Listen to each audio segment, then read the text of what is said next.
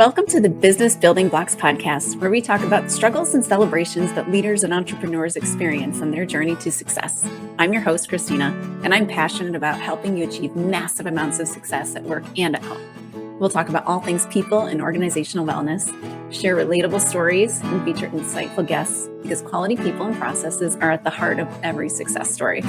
Ready to learn, grow, and have fun? Let's dive in.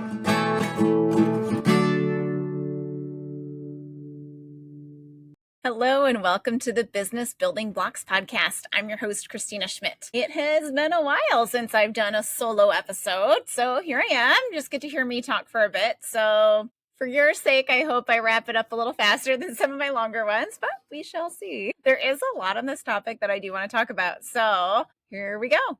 So today's topic is about feedback. Yeah, we've talked about this before. We've talked about good feedback, like positive feedback. We've talked about negative feedback, but we're going to take a different twist on it. And we're going to talk about how to receive feedback. Why are we talking about this? It's because no matter what we do as the feedback deliverers, there's always someone on the other end who is receiving it. Sometimes it's you, and sometimes it's your team member or even family member. And not all of us have been trained on how to deliver it properly.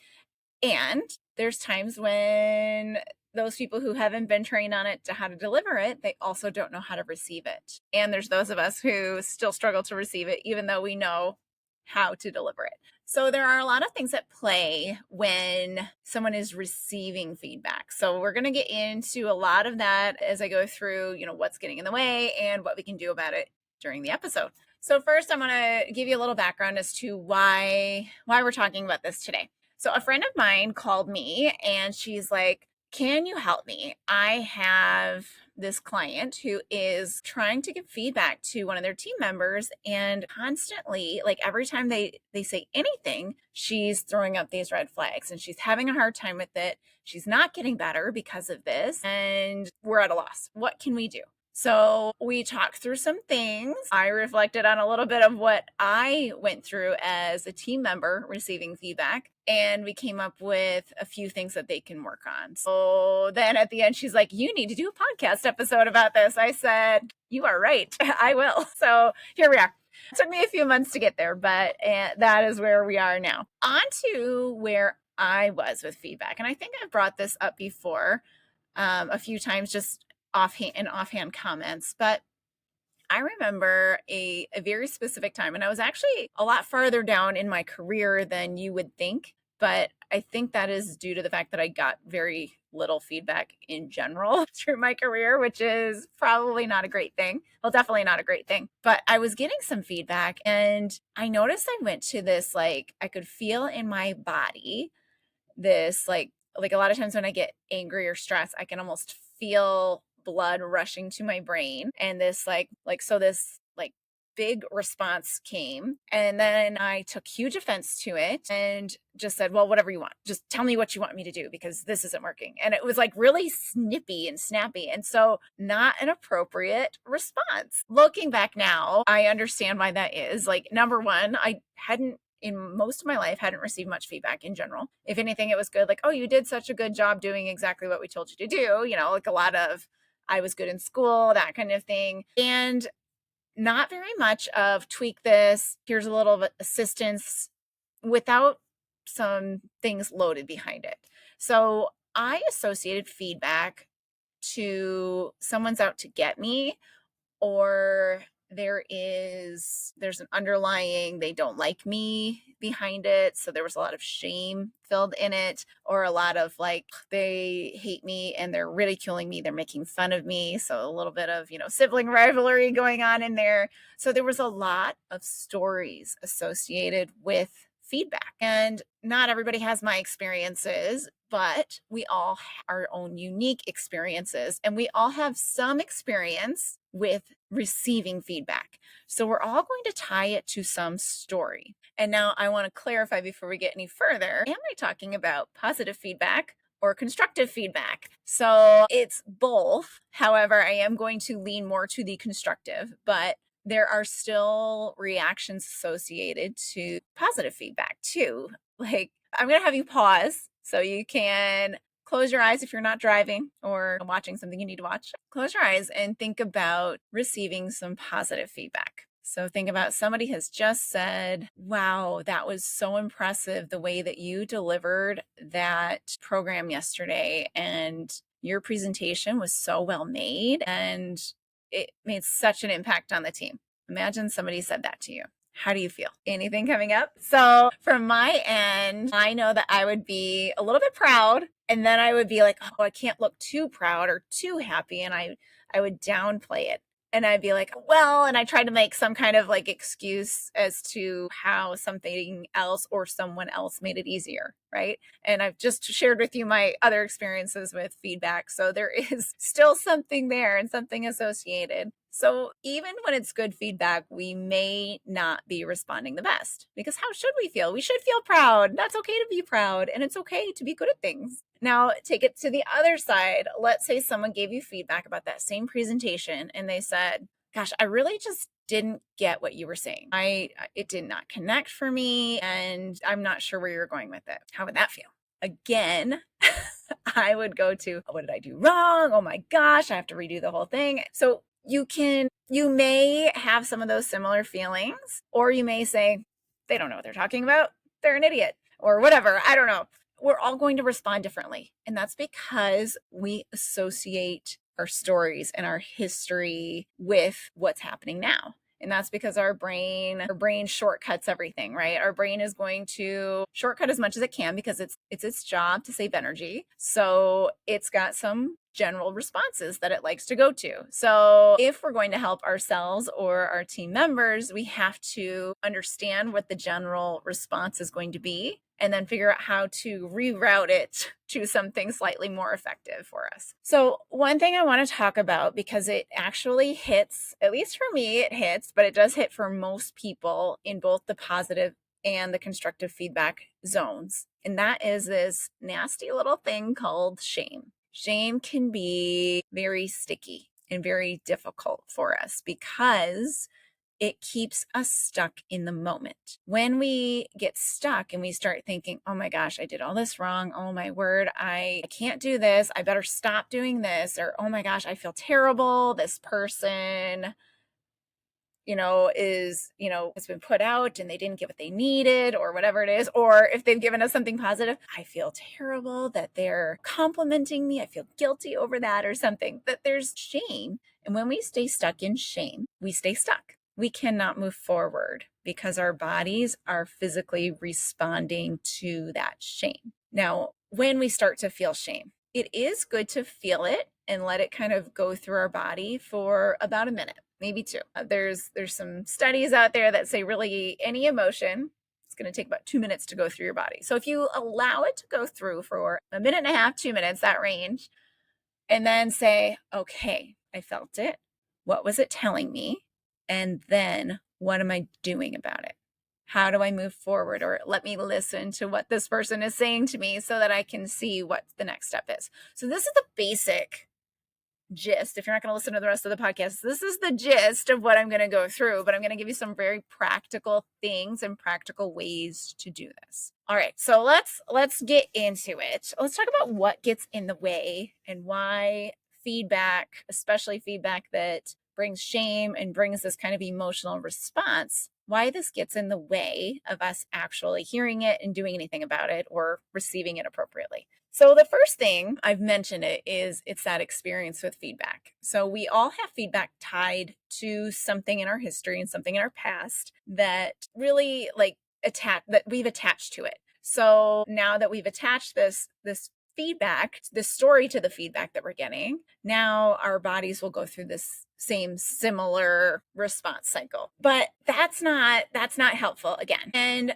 what we have to understand what's happening with our body is that we're actually going through a stress response because of it, because of that shame that's associated with it. So when we feel stress response, so those are your fight, flight, freeze, and even fawn, which is actually a learned trauma response. When we go through these things, our body is physically putting a wall up. It's shooting chemicals, it's shooting adrenaline into our system, and it's getting us into this like overly excited mode. Okay, so that's getting in the way. Actual physical response is getting in the way.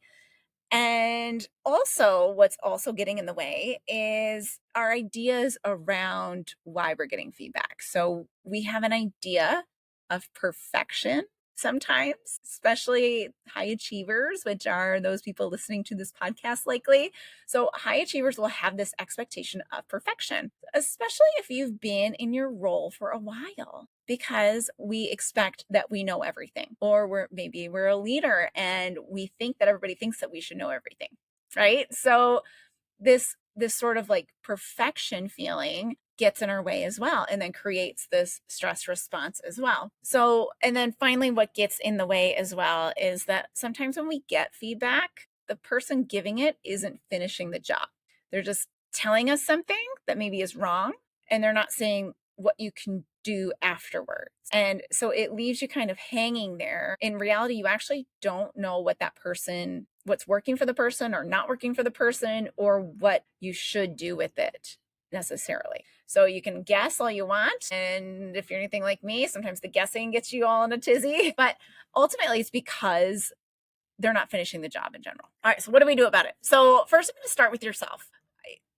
Many of us have probably struggled to receive feedback in the past. So let's start with ourselves, because when we can do it for ourselves, we can more easily do it for others. So what can we do first? So the first thing is somebody gives us feedback. Again, our body goes into that crazy stress response, right? We feel it. So the best thing you can do is take a breath. Okay, so the taking of the breath will allow that emotion to kind of run through our bodies, but it also allows us to pause, and it allows us to come out of that stress response and back down into our more in control brain. So people will sometimes call it the upstairs brain, which is that sort of panic mode, versus the downstairs brain, which is that more calm, I can think and I'm responding, not reacting. So take a deep breath. And so I say this a lot in my programs. A deep breath that is relaxing is not this. It is not that. Okay. That is I'm exacerbated breath. What it is, it's a very slow breath in. So your stomach comes out, not your chest. Your chest and your shoulders are not coming up. It's your stomach that is coming out, because you're filling down to your diaphragm level of airways. And you can count into like 4. I usually say 4. And then I want you to hold it for like a count of 2, and then breathe out for 6. So this is like a reset breath. The actual lengths and the counts aren't the important part, but the important part is that you breathe in as deeply as you can, totally fill up that gut kind of the breath, pause for 2 seconds, and then breathe out for longer than you breathed in for. People are like, I'm going to hyperventilate. This is why we pause, right? You pause because you kind of, it lets the air kind of feed into your body, but it also prevents the hyperventilation. So you're not going to hyperventilate, and you're only doing it like 2 to 3 times. So you're not going to hyperventilate, I promise you. But breathe in, hold, and breathe out for longer than you breathed in for. That will relax you, that will reset you, and allow you to then hear what that person is saying and respond appropriately. So that's number 1. Number 2, work on your perspective. So this is something that kind of needs to happen all the time, but the more you practice it when you're not being told something, the better you're going to be in the situation, because you're going to still have to do it, because your body's still going to do the auto response until you really teach it. So start to think through how you're doing with things and changing your perspective from this all or nothing kind of fixed mindset to I am making progress. So I like to say progress, not perfection. I learned that from an excellent decluttering coach. So if anyone has listened to Dana K. White, she says this all the time. It's about progress, not perfection. But this is amazing for just understanding that it's not all or nothing. We're not perfect at things, and then when we're not perfect, we must suck. Like, that is not how it is. Or if I make a mistake, I suck. Like, that is not the truth. The truth is, you're human, you're going to make mistakes, and you're not perfect. No one's perfect at anything. And when you're learning something, it is hard. It will be hard. There will be challenges, and it's okay and always going to happen that you're going to have learning growth, learning curves, that sort of thing that are going to happen and need feedback from people. So changing that perspective of this all or nothing perfection is hugely beneficial, just to calm yourself down again and then realize I just have to tweak that and it's going to be even better. The third thing, not everybody, like I've said, has been trained to give proper feedback. So if you've ever read any of those comments, a lot of people like to tell the problem, but they don't necessarily, clarify what was wrong or what was missing and give you an idea of what good looks like. So it's about finishing the job. So sometimes we have to do that for the other person if we're not getting it from them. So ways we can do that. Number one, you can ask some clarifying questions. So you can say, okay, so help me understand what you didn't understand. So what did you understand from the presentation? Or, okay, well, did you understand this point? You start digging into, okay, where was the gap? So you're trying to identify the gap that they actually saw, then clarify, okay, well, what would have been better? What could have helped? So you're almost coaching them to coach you, which isn't always fun to do.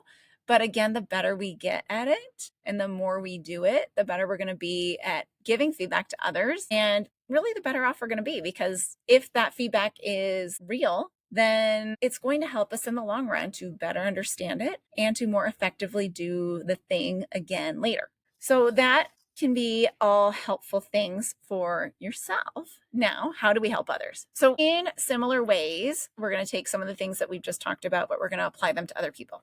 So the first thing though is you in yourself, if you've given feedback to somebody and they are having a bad reaction and you can see it, you can see them going, just kind of freaking out a little bit or getting flippant like I do or did, you can first have empathy. Understand that their body is going through a stress reaction. So basically, our stress responses mean that our body physically thinks it's in danger, right? That is what a stress response is. So some danger has been detected, so their body has gone on defense. So have some empathy. All right. And you can do that by taking a breath, maybe modeling it for them. I would not recommend saying take a breath, because that will continue the stress response, but say, hey, I can see this is hard. What's going on? Or I can see you're having a hard time hearing this right now. Should we go, let's have a chat, or let's find out if they might need some processing time, and that's all right. But best to try to get them to come down a little bit and have a conversation with you to hear what's going on. Like why is this response happening? What not to say is, why are you reacting like this? And really, it's not a big deal. I'm just trying to give you feedback. Those are what not to say, right? Because you're number one, you're asking, why are you doing this? So you've said something that made them feel some shame. And now you've actually made them feel shame over how they reacted to the thing that you said. So now it's like double shame. So double bad. So give them some time, be empathetic. We can be empathetic with our facial expressions. We can be empathetic with their words in these kind of calming, affirming words saying, hey, I can see this is hard. Tell me about it. What's going on? And help them to kind of see that connection. So that moves us into number two. So helping them to see, what did they think that you were saying when you gave this feedback? So again, that helps to understand the stories they've associated with it. And when we can help them to see it, you can then say, well, I'm not saying you're a failure. I'm just saying that this would help me more, or this would make you more effective. So let's work on that. Right. So just helping to disconnect that historical story from feedback today. It will take several times. Okay. It's not going to happen the first time. Like you will get them to maybe disconnect it that first time, but you'll probably have to do it again the next time, especially if somebody has really struggled with this in the past. So then the third thing, as I said before, make sure, like when I said it for yourself, make sure they finish the job. So make sure you finish the job. So make sure that they understand what good looks like as well, and that there is a clear action for them to do once they've gone away. So it is always best if this action has been come up with by them. So the way the conversation would go is you'd give them the feedback, you'd understand where they're coming from, their perspective with it, and then help make sure they understand what good looks like as well. kind of reaffirm what the expectation was, and then have them set a goal. Okay, well, what can you do differently next time? Or how would this look if you had to do it again? So make sure there's a clear action for them to do, because that helps them get out of the shame as well. And with that, I want to add something here to that, because there is a great I guess, tidbit that one of my favorite authors, Dr. Becky Kennedy, says about this learning place, she calls it. So again, when this kind of needing to separate from perfection and this feeling of shame when we're learning something and when we're getting this feedback sort of cycle. So this will help both with your team member and with yourself as well. Understanding that, so those on the YouTube are going to get the visual, but understanding that this area over here, so one end of our spectrum is, not knowing, and the other end of the spectrum is knowing. All right. And what would be wonderful is if there was just a nice little straight line from knowing to not knowing. However, there isn't. There isn't at all. There is this big, squiggly, messy, ugly, not pleasant feeling that goes from not knowing to knowing. And that is typically when we're going to get the most feedback, and is typically very frustrating. So having empathy, really being able to pull that kind of uncomfortableness out of people and helping them to be able to sustain that frustration and that kind of frustrating space of learning is going to help them grow. So whether this is your employee, your spouse, your child, like, this is a very real thing that all of us feel all the time, and being able to support others through it and help them to build the resilience within it is going to help everybody be better. So that is a key part. So you might even have to explain that to them, like do this little like curvy line drawing thing and show that this learning place is frustrating and hard, but that's actually how we build resilient people, is by being able to maintain life in that learning space a little bit longer. So it is best done with support. All right, off my little sidebar there and back to my list. But after we make sure there's an action and we help them through this frustrating place, some key things, little key tidbits that we can do to help support people getting better at feedback is to do it more often, right? I'm not saying give negative feedback all the time or constructive feedback that feels negative to people. I'm not saying to do that constantly, but what I'm saying is just give more feedback in general. If we've got a story that tells us that feedback is bad, scary, it's mean, it's whatever, and then we start to see where feedback isn't those things, the more times we see that, the better we can disconnect that story from it. So the more often they're receiving some form of feedback, the better. You can even help with that by having them give some level of feedback first. So how do you think that went? What went well for you? What was your favorite part of it? Okay, what would you do differently, if anything, if you had to do it again? Or what didn't you like about it? And just let them give some feedback and say, then you can either affirm their thoughts or ideas, or you can say, and this other thing, I bet you if you just tweaked this, it would get even better, or whatever the feedback is. So again, doing it more often. If someone really struggles with it, doing it about maybe smaller things that are quicker to fix, because that shortening that cycle is going to help things as well. And the underpinning thing of all of this is you have to focus on the relationship. If all you're doing is giving somebody feedback, the relationship will feel underwhelming and it won't feel trusting. So all feedback, good or bad, comes best when it's surrounded with trust and a safe space. So the more you can focus on building that relationship, it could be through one-on-one coaching sessions, through, just sometimes offsite things are nice too, but primarily those one-on-one coaching sessions, they are like that private time that is dedicated to that person. Those are going to help build a relationship. But also like following up, like, hey, how was your weekend? Or how did your kid's thing go that you went to the other day? Oh, that's great. I'm so happy to hear that. But just those personal connection things are fantastic for building relationships. And the stronger the relationships we have, the easier it is to give all kinds of feedback and to get all kinds of feedback. So it makes it all better. So if you enjoyed today's episode, please like it and share it with a friend. And most importantly, with all of what we're doing here, we all need support. Everybody needs support. especially leaders need support.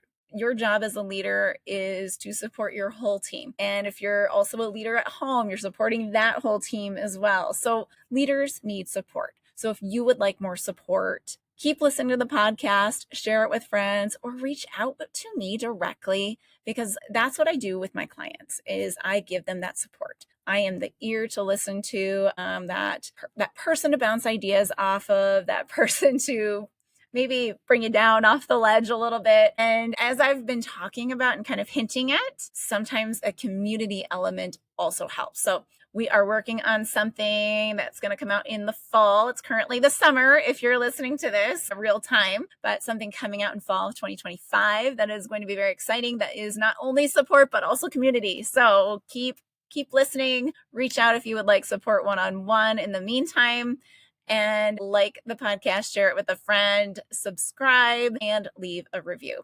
And I will see you on the next episode of the Business Building Blocks podcast. Thanks for tuning in to the Business Building Blocks podcast. If you enjoyed this episode, make sure to subscribe so you don't miss what's next. If you found value in our conversation, please leave a quick review, like, or share. It helps us reach more amazing listeners like you. For more resources and insights, visit KristinaSchmitt.ca, where you can find tools and support to empower your leadership journey. Thanks again for listening, and we'll see you in the next episode.